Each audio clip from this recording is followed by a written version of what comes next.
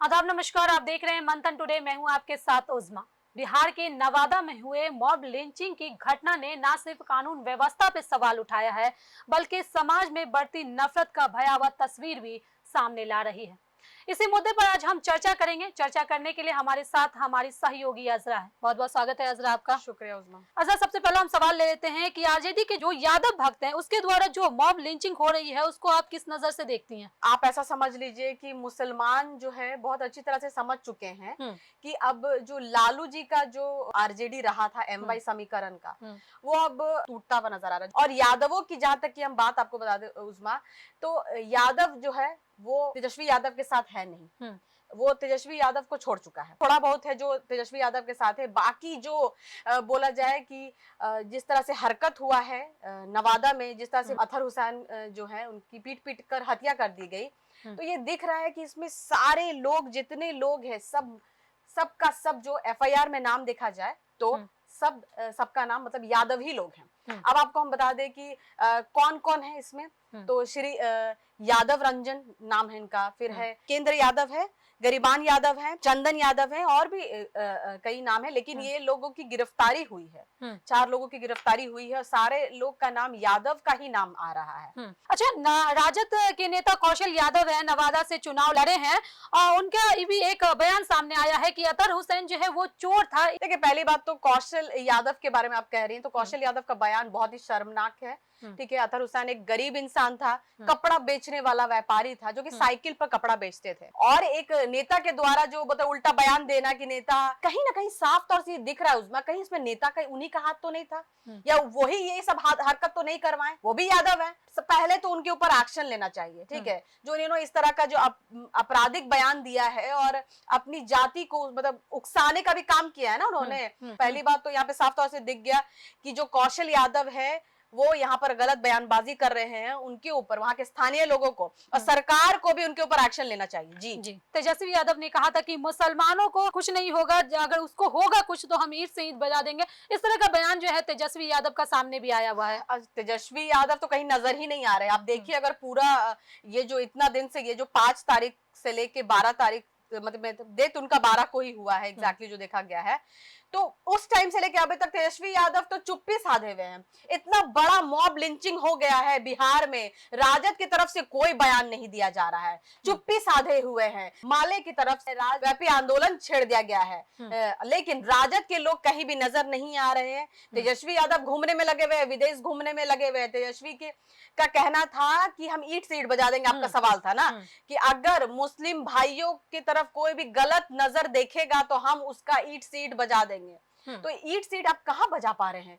हाँ, देखा जाए तो जो 10 गुना आगे उस पे काम हुआ है। मतलब कि आप नजर कोई डालेगा तो यहाँ तो मार दिया गया है भाई, इतनी बुरी तरह से मारा गया है। पहली बात तो उनपे पेट्रोल छीटा गया, पिलास से उनका है जो उंगली काटा गया, कान भी पिलास से काटा गया है। सोच लीजिए कितना दर्दनाक है ये चीज। गरम रॉड जो है जला के उनके बॉडी पे सटाया जा रहा है, पीट पीट कर, मतलब कि इतना मारा गया कि बेचारे के मौत मतलब हो गया है। इंसानियत खत्म हो गई थी लोगों के पास। मारने का भी एक लहजा होता, क्यों गरीब आदमी को आप इस तरह से पीट रहे हैं भाई? प्रशासनिक कुछ काम करते अगर आपका इनका, लेकिन किसी को आप मार दीजिएगा इस तरह से, ये बहुत ही गलत है। तेजस्वी यादव को ये पता कि उनके तरफ यादव नहीं है, को ये भी पता है कि जो 25 सीट आया है वो पूरी 100% जो भी है वो सिर्फ और सिर्फ मुसलमान के तरफ से ही उनको मिला है। ये पूरा आपको भी पता होगा कि मुसलमान ही दिए, और कुछ जो थोड़ा बहुत जो बच गए थे यादव, वो मतलब समझिए कि उनको थोड़ा बहुत जो इनको वोट मिला है यादव की तरफ से, बाकी समझिए तो पूरा मुसलमान है। और इस पे पूरी तरह से चुप्पी साधे हुए हैं। आखिर भाई आपको तो कुछ बोलना चाहिए, आप तो सरकार से पूछ सकते थे, आप तो किस तरह का आंदोलन उठवा सकते थे या उस पर प्रदर्शन कर सकते थे, लेकिन किसी तरह का कुछ नहीं, चुपचाप सोए हुए हैं, विदेश घूम रहे हैं। अच्छा, ये इसके बाद एक और मामला कल का ही हम आपको बता रहे हैं कि अजरा की कल एक घटना हुई थी कि नीतीश कुमार एक मुस्लिम महिला का हिजाब हटाते हुए नजर आ रहे थे। इस पर आप क्या कहेंगे? जी, ये बहुत ज्यादा सोशल मीडिया पे वायरल हो रहा है उनका कि एक मुस्लिम महिला है और एक बोला जाए तो डॉक्टर है वो, अभी प्रैक्टिशनर है वो अभी, और वो जब वहां पे सर्टिफिकेट लेने के लिए जा रही हैं तो उनके साथ मुख्यमंत्री जो हैं उनका हिजाब खोलते हुए दिख रहे हैं। जी। लेकिन आप ये समझिए कि आप मुख्यमंत्री पद पर है, बैठे हुए हैं और एक महिला का हिजाब खींच रहे हैं, ये क्या कर रहे हैं आप? आपका एक गरिमा होना चाहिए।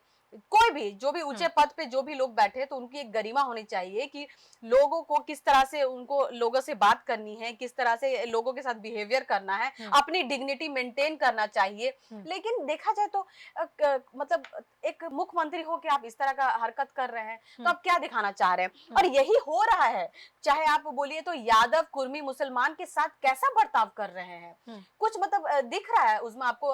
आप देखिए तो पूरा समाज में ये चल क्या रहा है, मुसलमानों के साथ हो क्या रहा है। तर्क वितर्क भी इसमें कर रहे हैं कई लोग कि नहीं भाई उनकी पोती थी, होता है ऐसा। मुख्यमंत्री जो है वो उनका फेस दिखाना चाह रहे थे, है ना?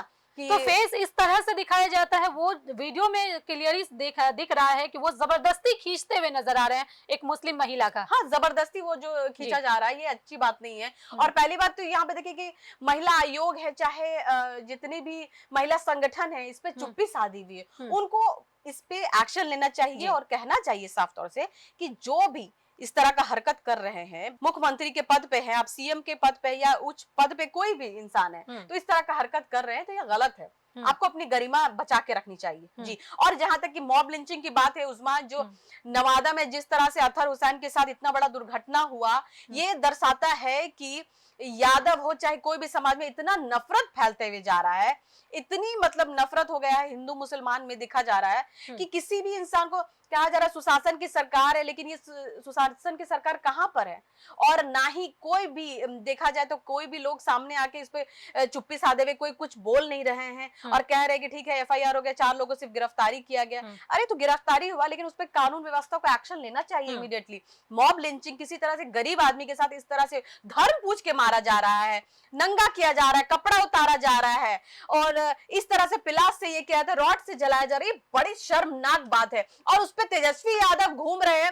ठीक है, आप हर चीज में ट्वीट करते हैं, इसमें भी आप चाहते तो एक्स पे अपने पोस्ट कर सकते थे, आप इस पे भी चाहते तो आप अपने जितने प्रवक्ता है सारे लोग सबको बोलते कि कुछ भी बात कीजिए, इसके ऊपर कुछ प्रदर्शन कीजिए या कुछ भी सरकार से डिमांड कीजिए। आखिर उस गरीब इंसान को कैसे उस पे न्याय मिलेगा? या तो उस गरीब इंसान को कुछ तो मतलब, और मैं डाइंग उनका जब मरने से पहले उन्होंने साफ बयान दिया है, मतलब हाँ बयान दे के उन्होंने मतलब उनका लिखाया है साफ तौर से कि उन्होंने साफ तौर से बोला कि ये लोग मेरे को मारे हैं।